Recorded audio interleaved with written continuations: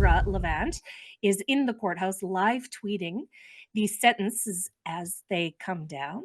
And Chris Barber was given an 18-month conditional sentence, concurrent 3-month sentence for counseling disobedience of a court order to be served in the community. So this is vastly different from what the prosecution asked for, which was 8 years incarceration, which is great news. But still, this conditional sentence is pretty heavy-handed. Barber must remain on his own property during the first 12 months, except for employment or traveling to and from any legal, medical, or dental appointments or religious services, once a week for up to 5 hours, for shopping for necessities of life, or by written permission of his supervisor. For the remaining period of time, he has a curfew between 10 p.m. and 5 a.m., plus 100 hours of community service. Ezra says, what an insane list of conditions for a whole year. There are terrorists out on bail with fewer conditions. What a gross, sloppy, whiny judge carrying out errands for the political establishment. So gross. And I gotta agree with Ezra on this one. These are people that have been nearly bankrupted, trying to pay their legal fees, pay their travel costs, being drugged through the longest, most arduous mischief trial in Canadian history, and still they must be punished by the government. It is crazy, but I'm really obviously, I'm as a Sasky. These are two Saskies that have been persecuted by the federal government, and I'm delighted that they will not be facing prison time. Party at Chris Barber's house, I guess, to celebrate. But I'm supremely still disappointed that they're continuing to be punished for this. Oh yeah, and as you know, drawing that connection between terrorists receiving lesser sentences than Chris Barber, who for the better part of 3 years now has not had any of these overreaching conditions into his mere existence.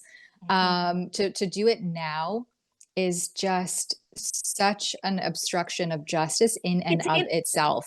It's insult to injury is what it is. It's insult to injury. This judge had the capacity to let Chris Barber and Tamara Lich continue on with the rest of their lives with no more conditions, no more overreach of the government, and yet there had to be a punishment, because those Ottawa bureaucrats and those Ottawa elites need their pound of flesh. But real quick, big screw you to the people who said to Chris Barber and Tamara Lich over all of these years, I can't wait to see you in handcuffs. I can't wait to see you thrown in the gulag. I can't wait. Screw you. Look what didn't happen. They're coming home, and thank God they're coming home. This could have gone. Over the last several days, I've had this sort of impending sense of doom, thinking to myself, if they get sentenced to jail, this is the end of the country. Saskatchewan will not stand for this. These are two Saskies. We back our people up. And this won't, even though the government of Canada was sentencing Chris and Tamara, the people of Saskatchewan will sentence the government of Canada in kind. Okay. And this could have gone a very, very different way. I'm thankful that it didn't. I'm thankful that they're coming home. But still, they needed to put a thorn in the side of Tamara and Chris, and that they definitely did with Chris Barber. We'll see. Breaking. Okay, breaking news. This from Ezra Levant 21 seconds ago. Breaking. Justice Heather Perkins McVeigh issues brutal sentence to trucker convoy organizer Tamara Lich. Conditional sentence of 18 months less time already spent in custody, therefore 15.5 months. First 12 months, house arrest. Except to and from court, medical emergencies and appointments, religious services, 5 hours a week for shopping, can go to her coming grandchild's birth. Remaining 3.5 months curfew between 10 and 5 a.m., except for medical emergencies, and 100 hours of community service. House arrest for a year?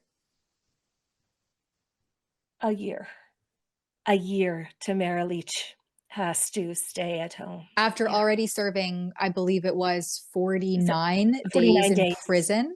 Yeah, in the worst time to be in prison, because it was during COVID. So not only was she isolated in prison, but she was triple isolated because of the way that prisons operated during the terrible time of COVID. This is wild. This is wild. Well, Justice Heather I'm not Perkins, I'm not go ahead, babe. often lost for words, but I mean, it's not jail time, Mhm, which is again what the Crown was seeking on this, or prosecution, should say, was mhm. seeking 7 or 8 years jail. So it's not that, but this this is wild. This is, I mean, it's textbook political persecution and 100%. prosecution. And it just is, sends such a chilling effect to anyone who dares question the prevailing narrative or the government's reaction or action against its own citizens. You better not. You better comply, or else. Or else. Or else. That's exactly right. And look no further than Tamara Leach and Chris Barber to find out what that or else truly looks like. Yeah, this is a continuing overreach by the federal government to make sure that no other Westerners get any bright ideas, like talking to the government about about what the crazy things the government is doing. You best not get any ideas, because if you do, you're going to be dragged through it for 3 years, and then you're not going to be able to leave your house for 15 months. This is craziness. You know, we have in this country child predators that don't get sentences as harsh as this. Child predators don't have to do the things that Tamara Leach and Chris Barber are now going to have to do for the next 15 to 18 months of their lives. And then I just love, they're like, and you have to do 100 hours of community service. You think all of those thousands of hours that they've spent on the road, maybe not thousands, hundreds of hours that they spent on the road between Saskatchewan and Ottawa could have made up for that? That was community service in itself. But no, no, we have to punish them further.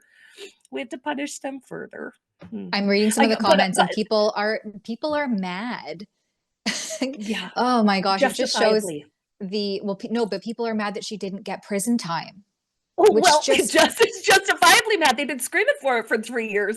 I mean, what a disappointing day for those losers that deserve a disappointing day. Like, I am just, you know what? I'm gonna go through those and just cackle after this show. Read me some of them. Read me some of them, Tamara yeah, Ugalidi. there's one here. Well, there's some swearing, of course. Caps, because we have to take this with the utmost seriousness. So cap locks. She should have gotten prison time.